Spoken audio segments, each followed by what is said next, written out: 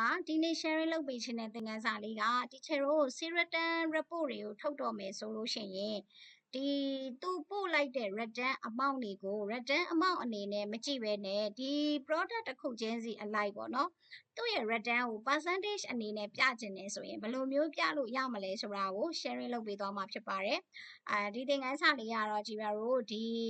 return report တစ်ခုထွက်လာဖို့အတွက်အစအဆုံး format ချတာကိုသင်ပေးတဲ့ intermediate professional excel class လေးတွေကသင်ခန်းစာလေးတစ်ခုပါအဲ့ဒီထဲကနေပြီးတော့မှ return percent ကိုရိုက်ထည့်စရာမလိုဘဲနဲ့percentage ဘယ်လိုမျိုးတွက်လို့ရလဲဆိုတာကို sharing လုပ်ပေးသွားမှာဖြစ်ပါတယ်အဲ့တော့ဒီမှာက product နာမည်တွေပေးထားတယ်ပြီးတော့ဒီမှာ gross ဆိုတာကတော့ဒီရောင်းထားတဲ့ရောင်းအားတွေပေါ့နော်ရောင်းထားတဲ့ရောင်းအားတွေပေးထားတယ်ပြီးတော့သူ့ရဲ့ returnဒီပေးထားတယ်ဘယ် customer ကတော့ return ဘယ်လောက်လာပါတယ်မလာတဲ့ customer ဆိုရင်တော့0နဲ့ထည့်မယ်ပေါ့နော်အဲ့မှာကျတော့ net amount ကိုတွက်ရတယ် net amount ရချင်တယ်ဆိုရင်လွယ်လွယ်လေးပဲ gross တွေကနေ return ကိုနှုတ်လိုက်ရင် net amount ရလာလိမ့်မယ်ဟုတ်ပြီနော်ဒါဆိုရင်ညီမချင်းထိုးမယ် gross တွေကနေပြီးတော့ return ကိုနှုတ်မယ် enter ခောက်ချလိုက်မယ် auto fill လေးဆွဲချလိုက်မယ်ဒါပြဿနာမရှိဘူးတကယ်လိုချင်တာကပါလဲဆိုရင် percentage ကိုလိုချင်တာအဲ့တော့ percentage ကိုတွက်တဲ့အခါမှာတချို့တွေက Excel မှာ percentage တွက်တဲ့နည်းကိုမသိတဲ့အတွက်ကြောင့်မလို့ calculator ကင်ပြီးတော့ calculator မှာဆဲတစ်ကွက်ချင်းစီကို percentage ခောက်တယ် percentage ခောက်ပြီးသွားပြီဆိုမှဒီမှာလာပြီးတော့မှလက်တန်းရိုက်ထည့်ထားတွေရှိပါတယ်အဲ့ဒါမျိုးကိုကြည့်ပြတော့အားမပေးချင်ဘူးဘာဖြစ်လို့လဲ Excel ဘာလို့သုံးတာလဲ Excel ကိုဘာကြောင့်သုံးတာလဲဆိုရင်မြန်ကျင်လို့မှန်ကျင်လို့ data တစ်ခုခု changes လုပ်လိုက်တိုင်းမှာကိုယ့်ရဲ့ data တွေ auto upload လုပ်ချင်တဲ့အတွက်ကြောင့် Excel ကိုသုံးတာ data တစ်ခုတည်း data တွေရိုက်ထည့်ဖို့တစ်ခုတည်းအတွက်သုံးတာမဟုတ်ပါဘူးဒါကြောင့်မလို့ calculation တွေကိုပိုင်နိုင်အောင်သုံးတတ်စေချင်ပါတယ်ဟုတ်ပြီနော်အဲ့တော့ဒီမှာ percentage ကသူက return percent ဆိုသူရောင်းလိုက်တာ1500ကိုရောင်းလိုက်တာဒါပေမဲ့ကိုယ့်ကိုလာပြီးတော့ပြန်လာပို့တာက1350ကိုပြန်လာပို့တယ်ဆိုရင်သူက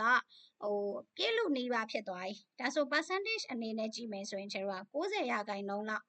return ပြန်လာတယ်ပေါ့ဒါကို percentage ရှာကျင်တာဟုတ်ပြီနော်လက်တန်းလုံးဝမရိုက်စေချင်ပါဘူးဘလို့တွက်ရမှာလဲဒါဆိုရင်ဖြတ်လိုက်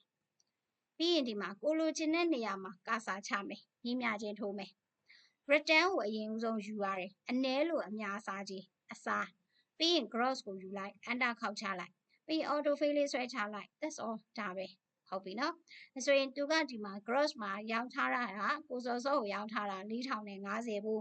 return တစ်ချက်မှမလာတဲ့အတွက်ကြောင့်မလို့ဒီမှာ percent return percent မှာ0အနေနဲ့ပြပေးတယ်ဟုတ်ပြီနော်ဒါကြောင့်မလို့ teacher တို့ကဒီလို percentage တွေကိုရှာတဲ့အခါမှာဆိုရင်အပြင်မှာ calculator ခောက်ပြီးတော့မသုံးပါနဲ့ဒီလိုမျိုး function လေးတွေကိုသုံးပြီးတော့မှကိုယ့်ရဲ့လုပ်ငန်းမှာမြန်မြန်ဆန်ဆန်အကျိုးရှိအောင်အသုံးပြုနိုင်အောင်လေ့ကျင့်မှာအဆင်ပြေမယ်လို့မျှော်လင့်ပါတယ်ဒီလိုမျိုး format တွေကိုအစအဆုံးချခြင်းနဲ့ function တွေကိုလည်းမြန်မြန်ဆန်ဆန်ချိတ်ပြီးတော့မှန်မှန်ကန်ကန်တွက်တတ်ခြင်းနဲ့ဆိုရင်တော့ Zero Professional Excel class လေးကပြောနေပါတယ်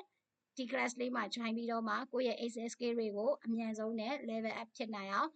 သင်ကြားပေးနေပါတယ်စုံစမ်းခြင်းနဲ့အသေးစိတ်သိခြင်းနဲ့ဆိုရင်တော့ teacher ရဲ့ page မှာလာပြီးတော့မေးမြန်းနိုင်ပါတယ်ဒါမှမဟုတ်ရင် Viber ကနေမေးခြင်းနဲ့ဆိုရင်တော့09 3259615 Viber မှာလည်းအသေးစိတ်လာရောက်မေးမြန်းနိုင်ပါတယ်အဆင်ပြေပါစေရှင်နောက်ထပ် video lesson လေးတွေလည်းထပ်ပြီးတော့မှ sharing လုပ်ပေးတော့မှာဖြစ်တဲ့အတွက်ကြောင့်မလို့ teacher တို့ရဲ့ TikTok Viber Telegram YouTube Facebook ကြိုက်နှစ်သက်ရာ channel မှာလေ့လာနိုင်ပါတယ်เนาะအားလုံးပဲကျေးဇူးပါ